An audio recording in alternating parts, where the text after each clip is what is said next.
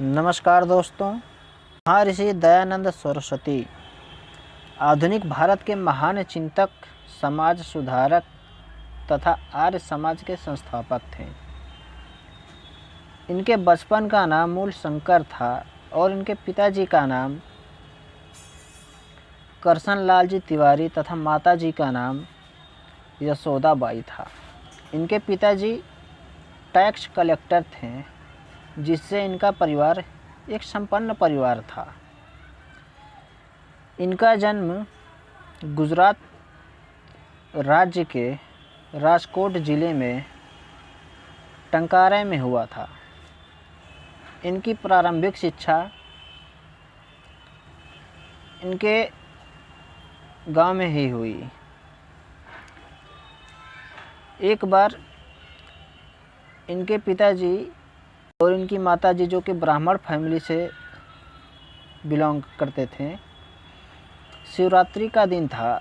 इनके माताजी, पिताजी और स्वामी जी खुद दयानंद जी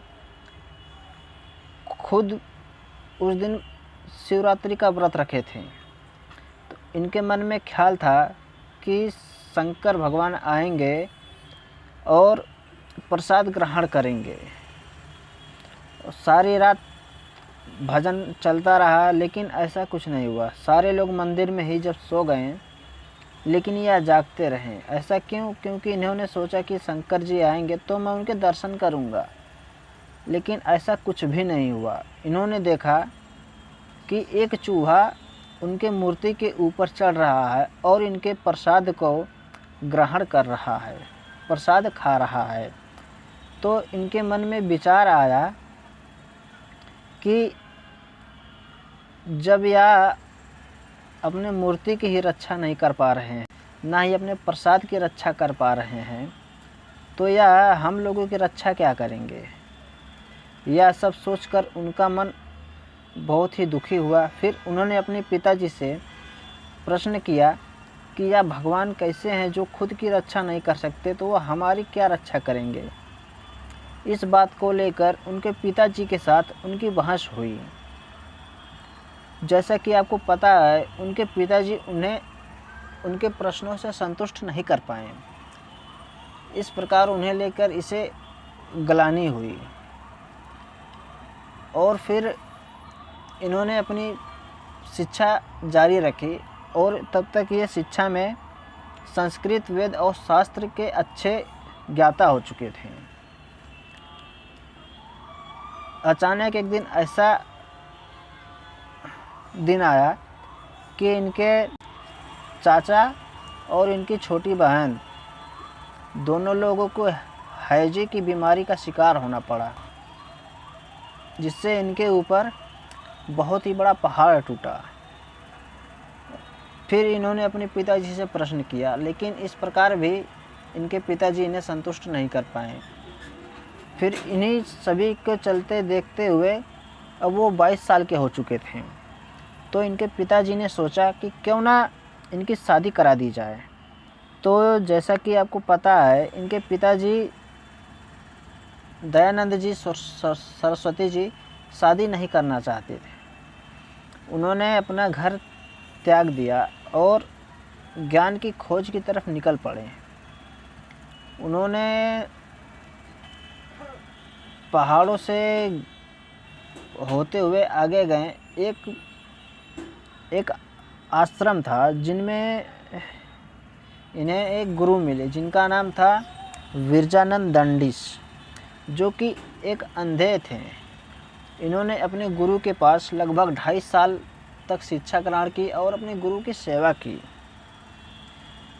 इस प्रकार इन्हें शिक्षा प्राप्त हुआ और ज्ञान की प्राप्त हुई। स्वामी दयानंद जी ने वेदों का भाष्य किया, इसलिए उन्हें ऋषि कहा गया। उन्होंने कर्म सिद्धांत, पुनर्जन्म, ब्रह्मचर्य तथा संन्यास को अपने दर्शन जीवन के 4 स्तंभ बनाए। उन्होंने 1876 में स्वराज्य का नारा दिया, जिसे आगे लोकमान्य तिलक ने आगे बढ़ाया। भारत में जब पहली बार जनगणना हो रही थी तब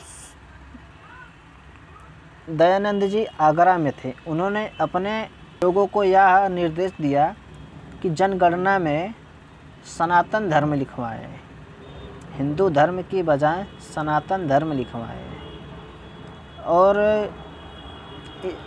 हिंदू धर्म इसलिए नहीं लिखवाना चाहते थे कि हिंदू धर्म विदेशियों की देन थी, जिसका फारसी भाषा में अर्थ होता है डाकू या चोर होता है।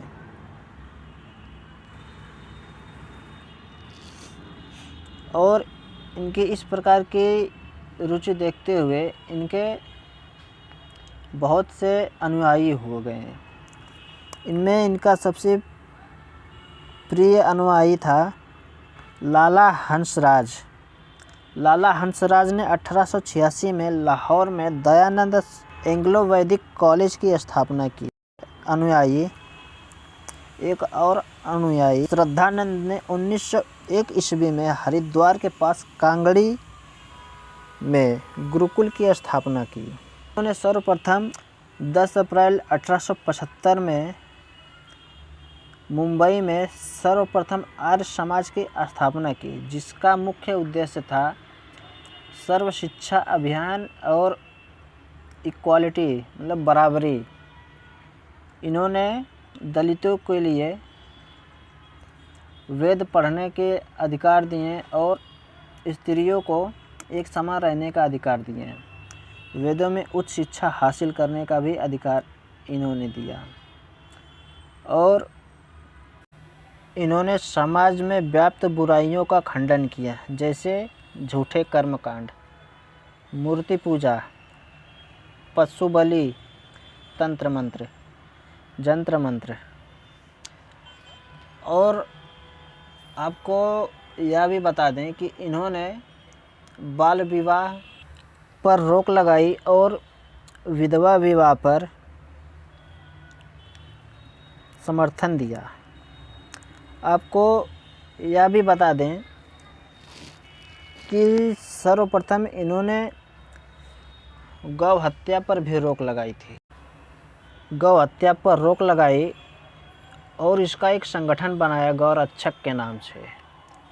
यह संगठन भारत में सबसे पुराना संगठन है।